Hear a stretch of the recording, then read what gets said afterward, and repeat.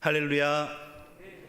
이 저녁 하나님의 말씀과 또한 은혜를 사모하여 예배 자리에 나오신 여러분, 또한 동일한 마음으로 가정에서 영상으로 예배하시는 성도님들에게 하나님 우리 아버지와 예수 그리스도께서 주시는 은혜와 평강이 넘치시기를 바랍니다.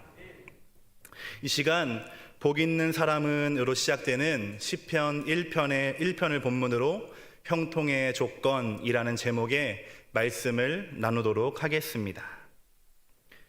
세상 모든 사람들이 좋아하는 말이 있습니다. 좋아함을 넘어서 어떤 사람들은 이 말을 사랑한다라고 하기도 합니다. 그래서인지 서점에서 가장 많이 팔리는 책들을 보면 90% 이상이 이와 관련된 내용입니다. 이번 주간 교보문고의 베스트셀러 목록들을 제가 한번 읽어드리도록 하겠습니다. 부의 대이동, 돈의 속성, 나는 월 1,000만 원을 벌기로 결심했다, 부자 되기 습관, 부와 행운을 끌어당기는 힘. 이것이 교보문고 베스트셀러 1위부터 10위까지 있는 책의 제목이라고 합니다. 많은 사람들이 사랑하는 말, 많은 사람들이 사랑하는 말, 바로 성공입니다. 사람들은 성공을 꿈꾸고 성공하기 위해 애쓰며 또한 성공을 위해서라면 수단과 방법을 가리지 않습니다. 성공할 수만 있다면, 성공만 한다면 모든 걱정과 근심이 사라질 것처럼 믿고 살아가는 것입니다. 성경에도 이와 비슷한 말이 있습니다. 오늘 제목에도 있는 단어인데요, 바로 형통입니다. 형통은 모든 일이 뜻하는 바대로 잘 되고 있는 상태를 의미합니다.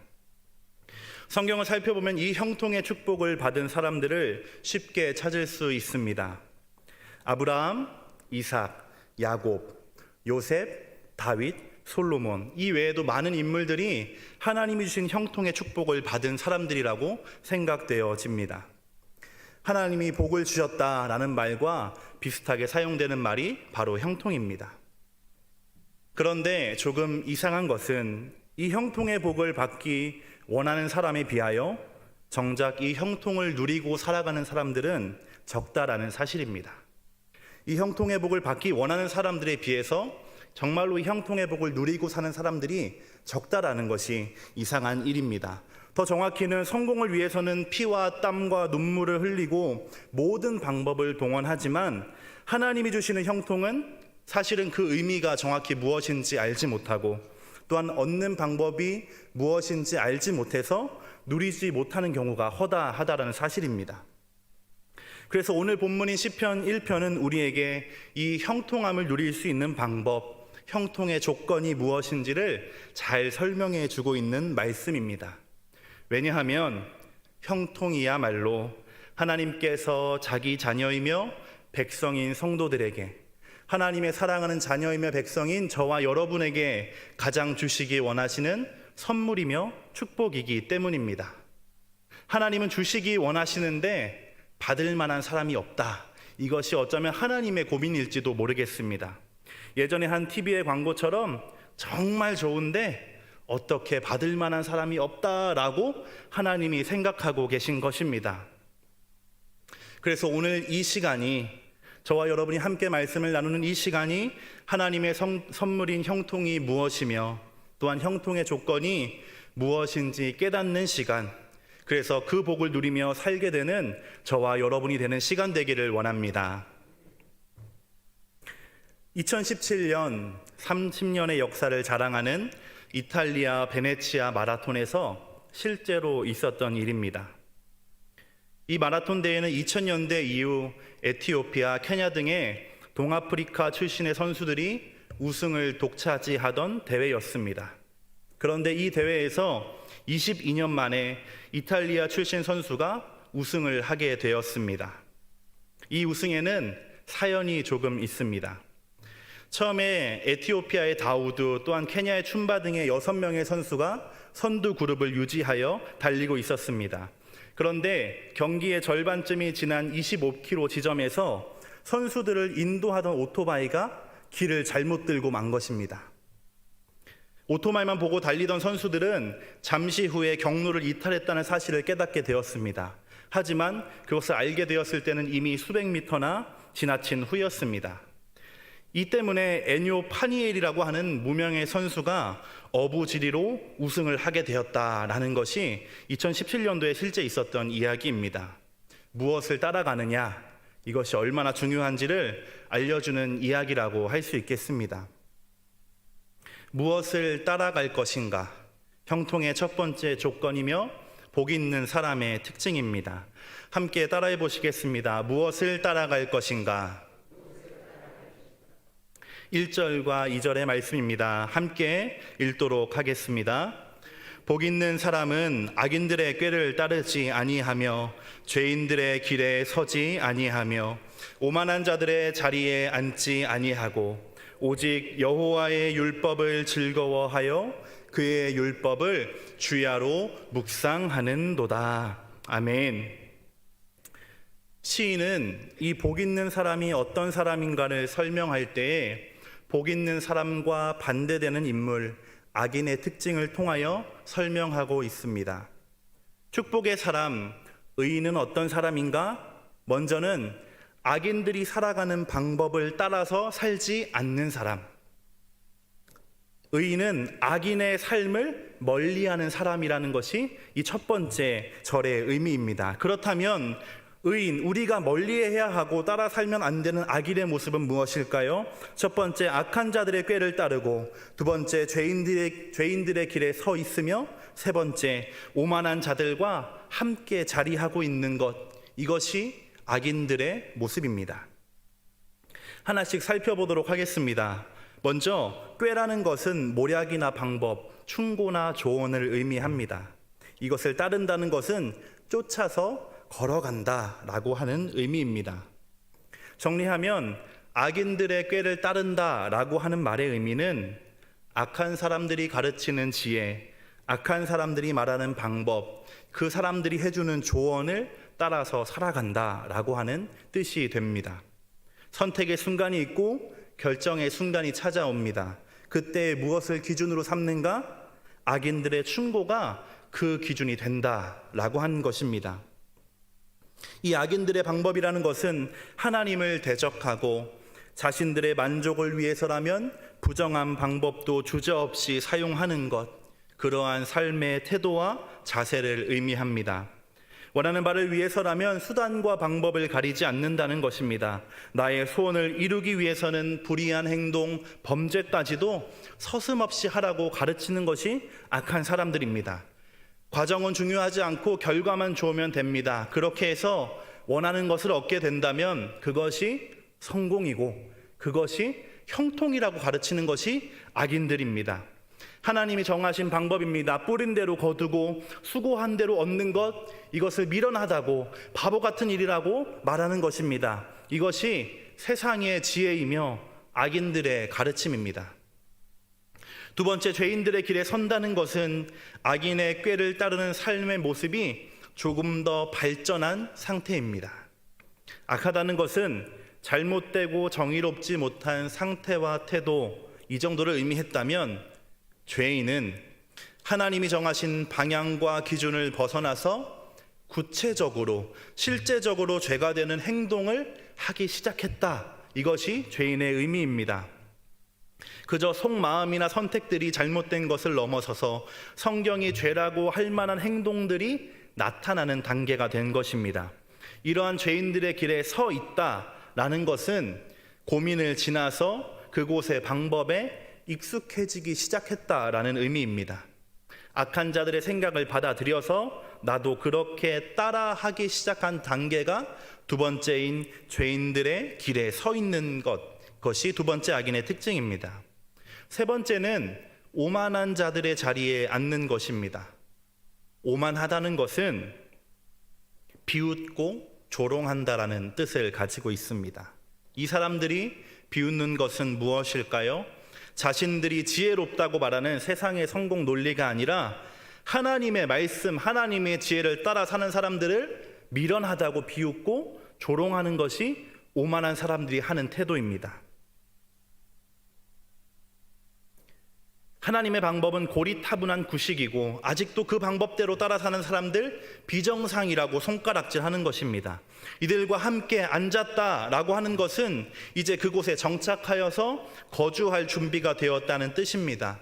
하나님을 비웃고 성도의 삶을 비웃는 사람들과 같이 살기로 결정한 것이 오만한 자들과 함께 앉아 있는 것입니다. 나만 죄 짓는 것에서 넘어서서 믿음대로 잘 살고 있는 사람들까지 유혹하고 흔드는 단계가 이 세 번째 단계입니다.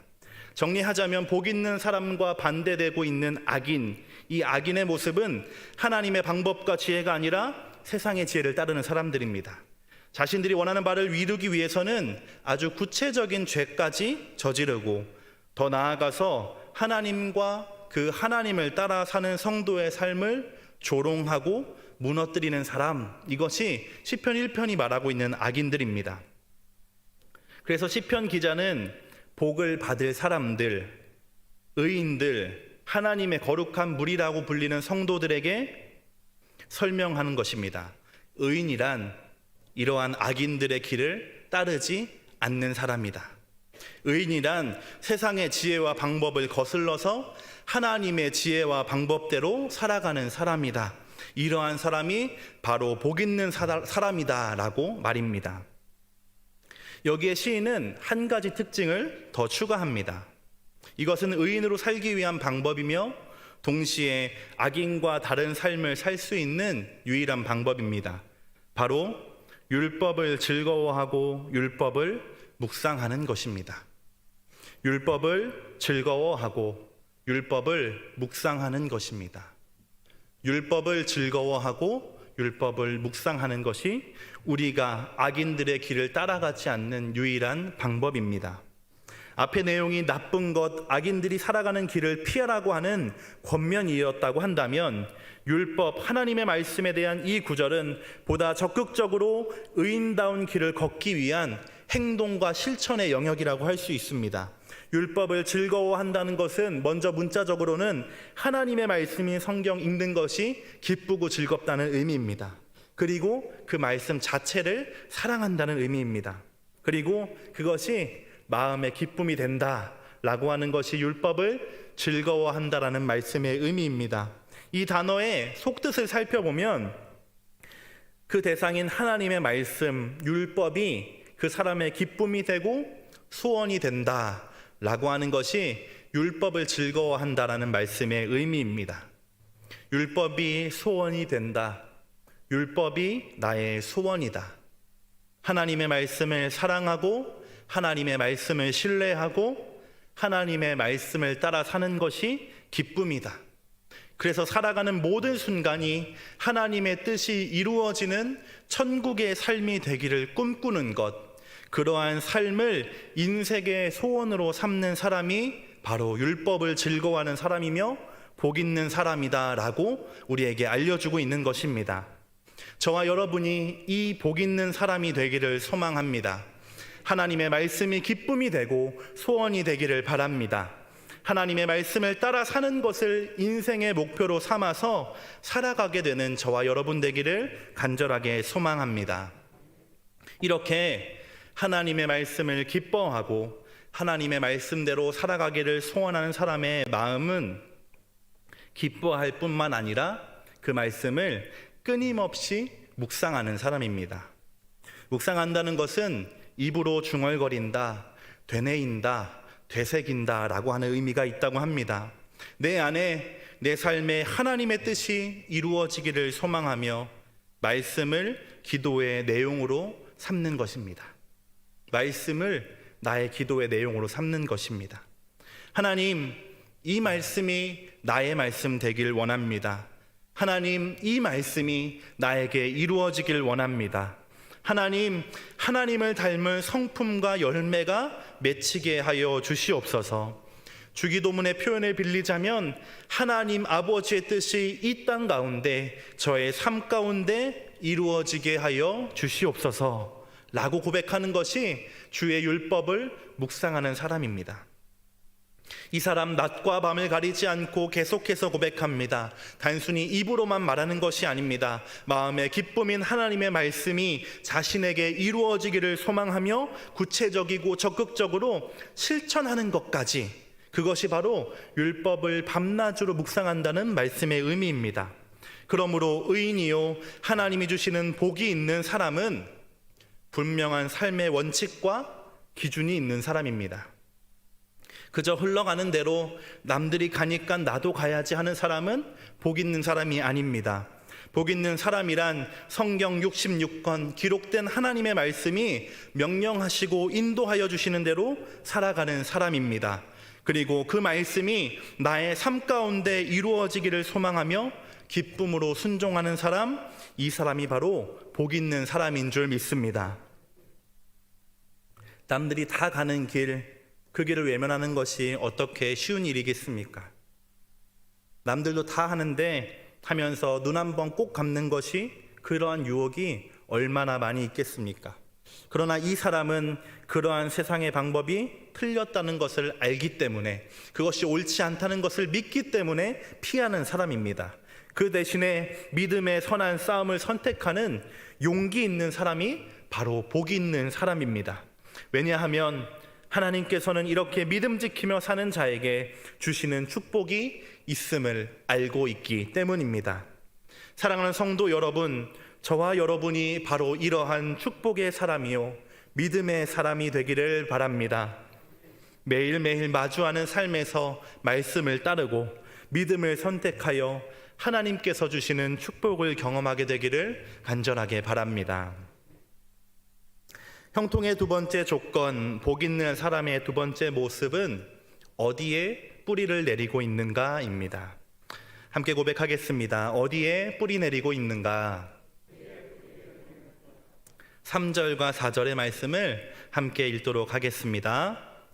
그는 시냇가에 심은 나무가 철을 따라 열매를 맺으며 그 잎사귀가 마르지 아니함 같으니 그가 하는 모든 일이 다 형통하리로다. 악인들은 그렇지 아니하며 오직 바람에 나는 겨와 같도다. 아멘. 시냇가에 심겨진 나무는 1절과 2절의 말씀을 기준으로 삼아 살아가는 사람의 결과입니다. 말씀을 사랑하고 기뻐하며 그것을 준행하며 사는 사람에게 주어지는 것은 때마다 맺히는 열매입니다. 언제나 푸른 잎사귀입니다. 그리고 만사의 형통입니다. 그러나 악인의 결과는 바람 앞에 등불과 같을 뿐입니다. 이 3절의 시냇가라고 번역된 말은 우리나라의 시내를 떠오르게 하지만 본문이 말하고 있는 시내는 우리가 생각하는 자연적인 시냇물이 아니라 사람이 만든 수로를 의미합니다. 우기와 건기가 뚜렷하게 구분되는 이스라엘 환경에서 사람과 농작물에게 물을 공급하기 위해서 만들어 놓은 인공적인 관계 수로가 바로 이 3절의 시내인 것입니다. 그래서 이곳에 심겨진 나무는 뜨거운 사막 날씨에도 사시사철 푸르름을 유지할 수 있고 계절마다 열매를 맺을 수 있는 것입니다. 왜냐하면 뿌리 내린 곳이 마르지 않고 흐르는 시냇물가이기 때문입니다. 반대로 악인의 삶의 결과는 바람만 불어도 날리는 겨입니다. 지금까지 성공을 보장한다고 확신하며 살았던 삶이 뿌리 내린 곳은 허공이었습니다. 알곡을 타작하는 키였습니다. 필요할 때에 붙잡거나 자신을 지킬 수 있는 것이 하나도 없습니다. 지혜도 모략도 함께하던 사람들도 물거품처럼 사라집니다. 큰 바람도 아니고 산들바람에도 입으로 후 하고 불리는 작은 바람에도 날리는 쭉정이가 바로 악인의 모습이며 신세입니다. 시험과 고난이라고 해석할 수 있는 이 바람은 하지만 악인에게만 부는 것은 아닙니다. 하나님을 믿고 그 말씀 따라 산다고 하는 성도의 삶에도 이 바람이라고 하는 시련은 언제든지 찾아올 수 있는 것이기 때문입니다. 그렇기 때문에 오히려 이 바람은 시련 앞에서 의인과 악인의 모습이 얼마나 다른가를 더욱 극명하게 보여주는 도구가 되기도 합니다. 의인은 바람이 불어도 눈과 비가 몰아쳐도 뿌리가 굳건하기 때문에 그 시간들을 버텨낼 수 있습니다. 버틸 힘도 의지할 것도 없이 약해 보였는데 신기하게도 그 시간들을 통과하게 되는 것입니다. 뿌리가 바른 곳에, 튼튼한 곳에 내려졌기 때문입니다. 반대로 잘 되던 날에 고개를 빳빳하게 세우고 어깨 피고 살아가던 사람들이 그런 날이 없었던 것처럼 한순간에 사라지고 쓰러지는 것을 심심치 않게 볼 수 있습니다. 자랑하던 힘도 권력도 재물도 그 인생을 지켜주지 못했습니다. 바람이 불자 함께 날아가 버린 것입니다. 이 두 사람의 차이는 뿌리 내린 곳이 어디였는가, 이것에 달려 있었습니다. 성도 여러분, 지금까지 무수히 마주쳤던 바람 앞에서 여러분이 의지하고 신뢰하셨던 것은 무엇입니까? 무엇이 여러분을 지켜주고 지탱하여 주었습니까? 눈물 골짜기와 같은 그 시간들을 담대함과 평안함을 가지고 지나게 해준 것은 무엇이었습니까?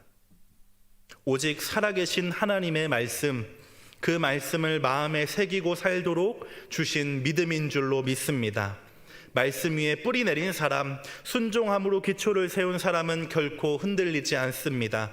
반석 위에 굳게 세워진 집처럼 오히려 비바람 앞에 그 견고함과 튼튼함이 더욱더 빛날 뿐입니다. 믿음으로 뿌리 내린 기초가 나를 붙잡아 주고 있기 때문입니다. 지금 푸르고 풍성한 형통의 시간을 지나고 계신다면 감사함으로 다시 한번 믿음의 뿌리를 돌아보시길 바랍니다. 그러나 혹시 바람을 마주하고 있는 분이 계시다고 한다면 모든 육체는 풀과 같고 그 영광은 풀과 같으니 풀은 마르고 꽃은 시들지만 하나님의 말씀은 영원히 서리라 라고 하였습니다. 변하지 않는 하나님의 말씀에 뿌리를 내려 두려움을 넘어서 하나님이 주시는 평강을 누리게 되시기를 바랍니다. 이것이 복 있는 사람의 두 번째 특징, 어디에 뿌리를 내리고 있는가입니다. 마지막으로 살펴볼 복 있는 사람의 세 번째 모습은 마지막의 때 심판의 날에 드러나는 모습입니다. 모든 사람의 최후라고 할 수 있습니다. 5절과 6절의 말씀 함께 읽도록 하겠습니다. 그러므로 악인들은 심판을 견디지 못하며 죄인들이 의인들의 모임에 들지 못하리로다. 무릇 의인들의 길은 여호와께서 인정하시나 악인들의 길은 망하리로다. 아멘. 그러므로라고 하는 말은 이어질 내용이 앞의 내용의 결과일 때 사용합니다.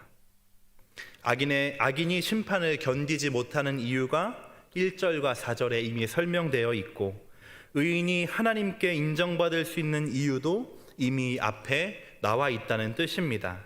1절과 2절의 말씀 제가 읽도록 하겠습니다. 복 있는 사람은 악인들의 꾀를 따르지 아니하며 죄인들의 길에 서지 아니하며 오만한 자들의 자리에 앉지 아니하고 오직 여호와의 율법을 즐거워하여 그의 율법을 주야로 묵상하는도다. 아멘. 악인은 그 날이 심판의 때가 결코 오지 않을 것이라고 믿고 오지 않을 것처럼 살고 오지 않기만을 간절하게 바랍니다. 하지만 성경은 일관되게 마지막 날 심판의 때가 반드시 분명히 있음을 알려주고 있습니다. 그리고 그 날에는 모든 사람이 자신의 행위대로 땅에서 뿌린 자신의 삶의 모습대로 판단받게 될 것이라고 증언하고 있습니다. 로마서 2장의 말씀입니다. 하나님께서 각 사람에게 그 행한 대로 보응하시되 참고 선을 행하여 영광과 존귀와 썩지 아니함을 구하는 자에게는 영생으로 하시고 오직 당을 지어 진리를 따르지 아니하고 불의를 따르는 자에게는 진노와 분노로 하시리라. 아멘. 그렇습니다. 그날은 반드시 찾아옵니다. 그날에 뿌리 없는 쭉정이의 삶이 드러나고 하나님을 조롱하며 멸시하고 수없이 주어졌던 회개의 기회를 모른 척했던 순간들이 밝히 드러날 것입니다. 바람조차 이겨낼 수 없었던 악인은 자신의 모든 것이 드러나는 심판을 결코 피할 수도 통과할 수도 없습니다. 재판관이신 하나님께서 불꽃과 같은 눈동자로 지금까지 뿌려왔던 삶의 모든 것을 판단할 것이기 때문입니다. 지금까지 자신이 하나님이 된 것처럼 마음대로 제 뜻대로 살아왔던 삶의 결론과 최후는 심판입니다. 의인 또한 악인과 동일하게 하나님 앞에서 인생을 결산합니다. 하지만 의인이 맞이하는 최후의 모습은 악인과 같지 않습니다. 의인의 결론, 믿음으로 산 하나님의 사람의 결론은 하나님의 인정입니다. 하나님의 인정을 받는다는 것은 그동안의 삶이 결코 틀리지 않았음이 증명된다는 것입니다. 믿음 지키기 위하여 수고하고 애쓰고 많은 것을 포기해야 했습니다. 그것이 헛되지 않았다는 도장을 받는 것이 하나님의 인정입니다. 그리고 무엇보다 그 모든 과정을 하나님과 함께 했다라는 사실로 인하여 받는 칭찬이 이 인정인 것입니다. 성도 여러분, 이것이 오늘 본문이 말하는 복 있는 사람의 정체이며 형통의 조건입니다. 말씀 따라 사는 사람, 복 있는 사람입니다. 그 위에 뿌리 내려서 흔들리지 않는 평안함을 누리며 사는 사람, 복 있는 사람입니다. 마지막 날에 하나님 앞에 설 때에도 두려움이 아니라 기대와 소망으로 그 판결을 받는 사람, 그 사람이 축복의 사람입니다. 그렇다면 이 사람은 어떻게 끝이 보이지 않는 믿음의 경주를 시작하고 포기하지 않고 완주할 수 있었을까요? 어떻게 세상 속에서 믿음 지키며 악인들의 길을 멀리하며 살 수 있었을까요? 어떻게 그 평생에 하나님의 선하심과 인자하심이 늘 붙들어 주시는 삶을 살아갈 수 있었을까요? 이 질문에 대하여 시편 1편은 이렇게 대답하고 있습니다. 하나님께서 함께 하셨기 때문이다. 하나님께서 함께 하셨기 때문에 그 모든 시간을 통과할 수 있었다라고 우리에게 대답해 주고 있는 것입니다. 믿음을 주신 분이 믿음을 지킬 수 있도록 도와주셨고, 그 믿음 위에 하나님의 뜻을 소망하고 이루며 살도록 도와주셨고, 그 믿음이 열매가 되어서 하나님을 기쁘시게 하는 인생, 참으로 복 있는 사람이 되게 한 것입니다. 사랑하고 존경하는 성도 여러분, 이 형통의 비밀, 이 형통의 조건을 깨달으시길 바랍니다. 이 말씀이 마음에 새겨져서 우리의 삶이 언제나 하나님을 향하여 살아가도록 붙들어 주시기를 원합니다. 이 믿음이 평생의 수고의 짐을 내려놓고 아버지 앞에 섰을 때에 수고했다, 착하고 충성된 나의 딸과 아들아 라고 하는 하나님의 인정과 칭찬이 되기를 소망합니다. 오늘 함께 나눈 시편의 말씀은 우리에게 진정한 형통이란 무엇이며 그 형통을 얻기 위한 방법, 형통의 조건이 무엇인지를 알려줍니다. 복 있는 사람, 어떤 사람입니까? 하나님의 말씀이 기쁨이 되고 그 말씀을 따라 사는 것이 삶의 목표인 사람입니다. 죄인들의 삶의 태도와 방식, 지혜와 방법을 거부하고 피하는 사람입니다. 세상의 지혜보다 하나님의 지혜를 신뢰하고 세상의 힘보다 하나님을 경외하는 사람이 바로 복 있는 사람입니다. 이러한 사람은 마르지 않는 물가에 옮겨 심어진 나무처럼 언제나 푸르고 때마다 필요한 열매가 맺히며 소원하고 바라는 일들이 거침없이 이루어지는 형통의 축복을 또한 누리는 사람입니다. 이 믿음 지키며 살아가는 사람에게는 하나님 앞에 서게 될 심판의 날에 칭찬과 인정이 기다리고 있습니다. 그리고 이 모든 삶과 축복의 비결은 바로 하나님의 함께 하심입니다. 그러므로 형통이란 단순히 내 뜻대로 일이 잘 되는 것이 아닙니다. 하나님이 함께 하시는 것에서 시작되며 하나님이 함께 하시는 것 그 자체가 성경이 말하는 형통입니다. 하나님과 함께 하기 위하여 세상의 유혹을 피하고 세상의 방법이 아니라 하나님의 지혜로 살았던 요셉이야말로 진정한 형통이 무엇인지를 우리에게 잘 보여주는 모델이라고 할 수 있습니다. 사랑하는 성도님들, 성경은 우리에게 분명하게 약속하고 있습니다. 보라, 처녀가 잉태하여 아들을 낳을 것이요 그의 이름은 임마누엘이라 하리라 하셨으니 이를 번역한즉 하나님이 우리와 함께 계시다 함이라. 이 약속은 2000년 전에 이미 이루어진 약속이며 지금도 동일하게 유효한 언약의 말씀입니다. 이 말씀을 하나님의 말씀으로 받는 자에게, 그래서 이 말씀을 마음에 새겨 하나님과 함께함을 지키며 살아가는 자에게 오늘 시편에 기록되어 있는 하나님의 형통의 복이 주어질 줄로 믿습니다.